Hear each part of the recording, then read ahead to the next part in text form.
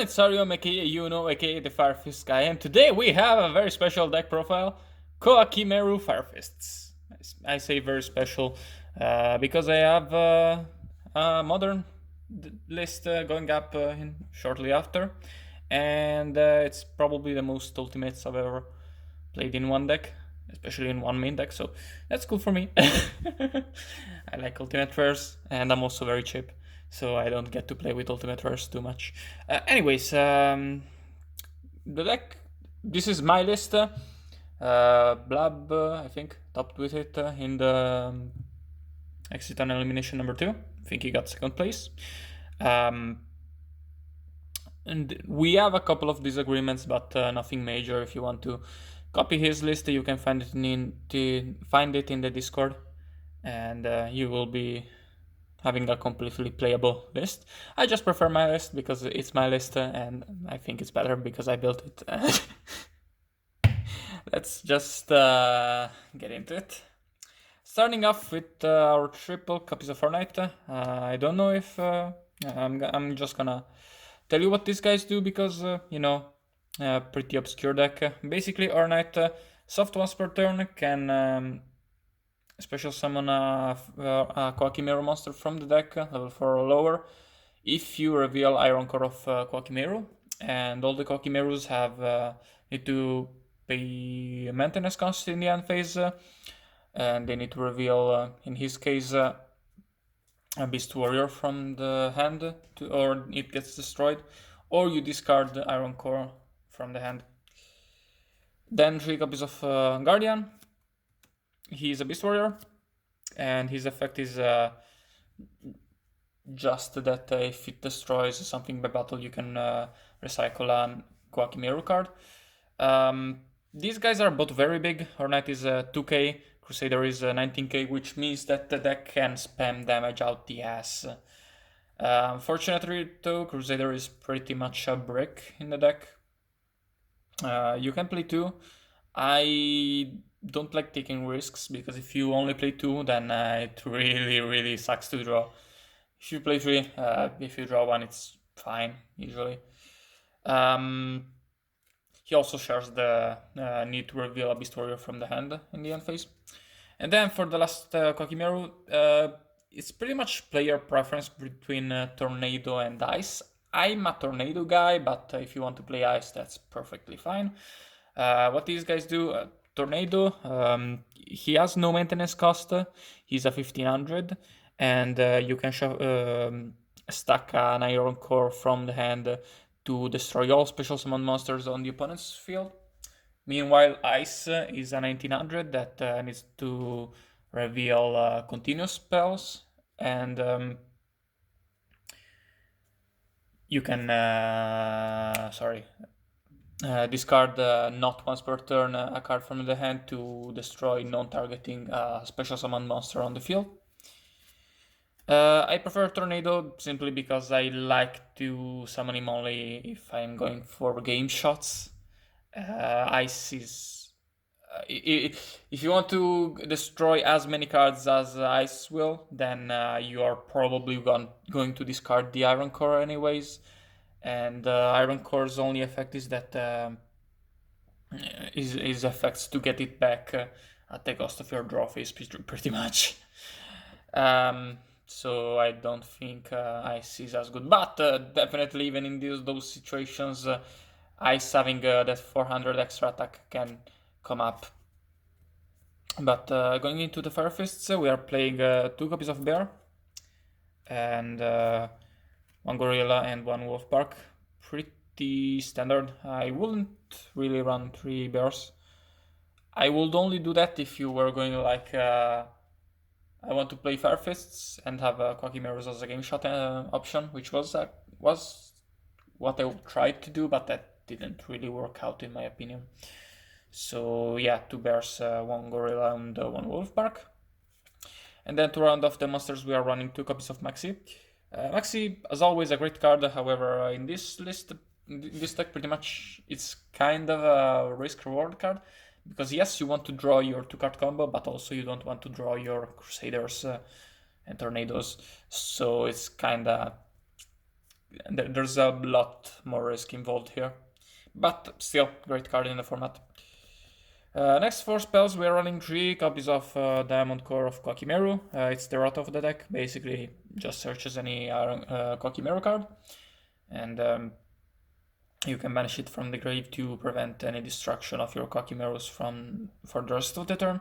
Which, obviously it's meant to work with your end phase maintenance cost, but in the HAT format, it's so good versus artifacts. Like, it completely shuts off artifacts. Whereas usually artifacts would be a problem for like Fire Fists, especially with this deck. If you see the Diamond Core artifacts, if you go for a game shot, artifacts will not stop you. Maybe as bodies, but they have to use the artifacts that turn to avoid dying, so that's pretty good, especially since you can, with a couple of Tiger Kings and Tankies and stuff, you can run over their guys. Then 2 copies of Iron Core. I prefer 2 Iron Core, but you could play 3. Basically what this guy does is, if he's in the graveyard, you can forfeit your draw phase to add it back, or you can discard a Koa'Ki Meiru card from your hand during the draw phase to add it back. But it's mainly just there to reveal with your knight. And yeah, obviously you want to see the 2-card combo, and only playing 5 copies of it kinda sucks, but at the same time you really don't want to see multiples of it. That's how you lose. That's even worse than Crusader, honestly. Because like Crusader, depends, but Crusader, if you are in a bad slot, is okay to draw. It's just bad to draw if you would be winning without it in hand. Iron Core does nothing if you have multiples in hand. But yeah. Next it's Fire Fist, so 3 cups of tanky. No need to explain there. Yep. And then we're playing 1 copy of Tensu and 1 copy of Gyoko. Tensu is really strong in this deck because basically with it on board you can get like 7k damage on the spot if you already have Tensu set up. I'm gonna show you like how you do that, but it's pretty simple. And Gyoko, searchable MST. Then for other consistency cards, we are running 3 copies of Upstart Goblin. The life point gain kinda sucks, but you need it. And 2 dualities, mostly just use it early game and turns where you don't have Koa'Kis set up. Usually, like, if you are going to special summon during this turn, you are going to have the Koa'Ki Meirus, so it's fine if you don't use duality, you already have enough power in that turn. Then 2 copies of Forbidden Lance. Just back row 8. We don't main much because thanks to Diamond Core, we can get over most back rows. You can get over Bottomless, Torrential, the artifacts. So Lance protects you from,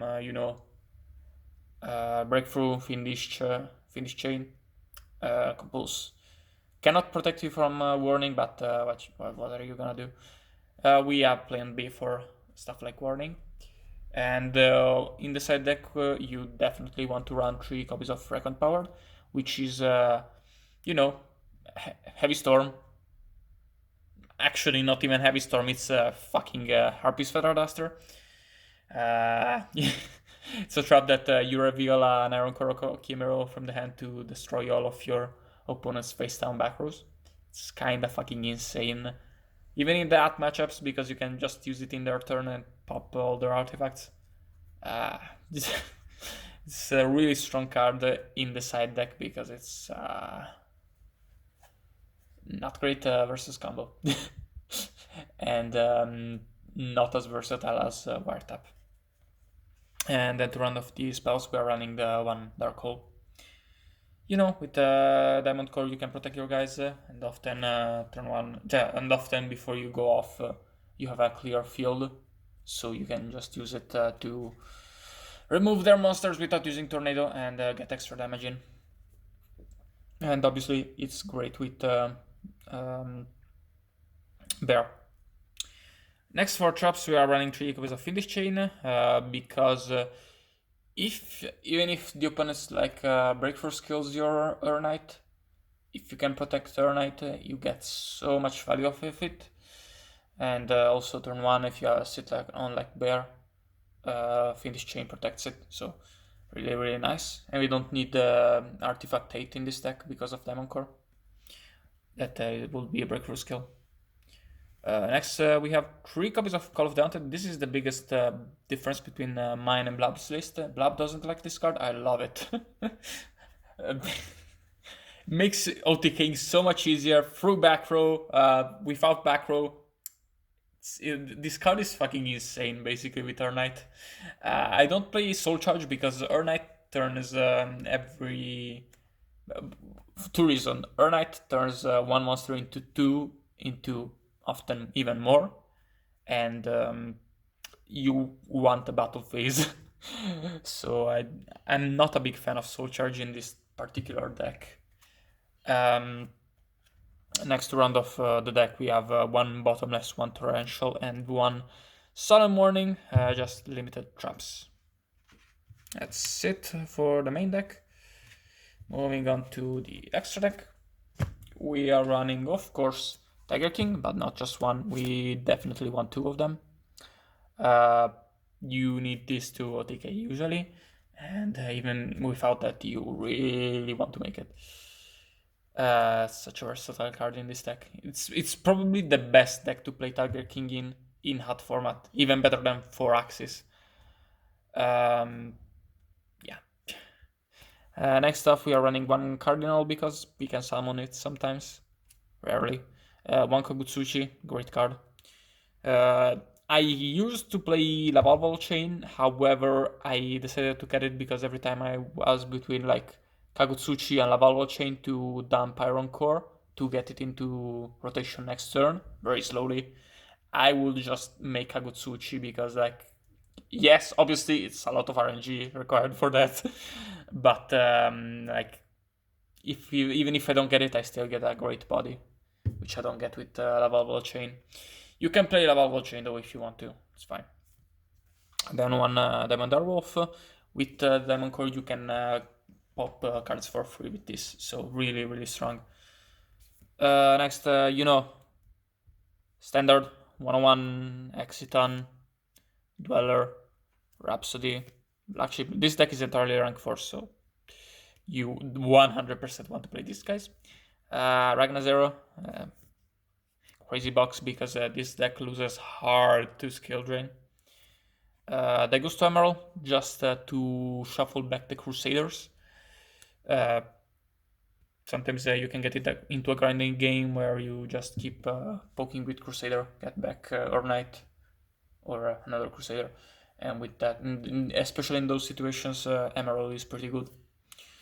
And then 1 Heartland Draco and 1 Cowboy. Cowboy is really important in this deck. Honestly, you could even consider playing 2. There's not enough room for it really, but you could play that too. So that's how strong it is. Yeah, I'm going to show you simple OTK you can do, or almost OTK. Pretty much you need to have poked with Bear once. I'm gonna go Tensu, Iron Core, and Urnite. So you normal summon Urnite, or special summon it back with Call of the Haunted. Reveal the Iron Core, special summon Crusader. You are going to overlay this into Tiger King. Tiger King's effect, you are going to search out the Tenki. Where is it? There it is. Tenki's effect, you're going to search another Urnite, normal summon the other Urnite, reveal, special summon Tornado, or in this case we're gonna go Crusader. And that's already 2400 plus 2200 plus 2100, so that's 43, 67k damage. Overlay into Cowboy, that's 75k damage, 7.5k damage. So like even if you use the one up start with bear, you already had the game with that, with just one bear poke. So yeah, this deck's damage potential is out the ass, especially for a rank 4 deck.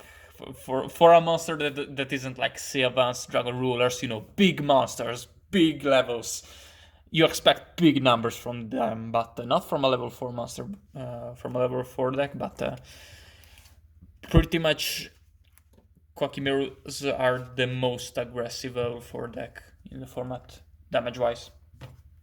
But yeah, that is the deck profile. Leave a like, join the Discord, subscribe, leave a comment, all that good shit, and I'm just gonna flex the ultis while I can, because I'm very materialistic. I am very cheap and very materialistic. I don't know. I'm gonna get the other ultis I have for the format here. Yeah, and got Biscayos in the back. I'm not gonna get to it. Yeah, subscribe, leave a like, join the Discord, all the good shit, and goodbye.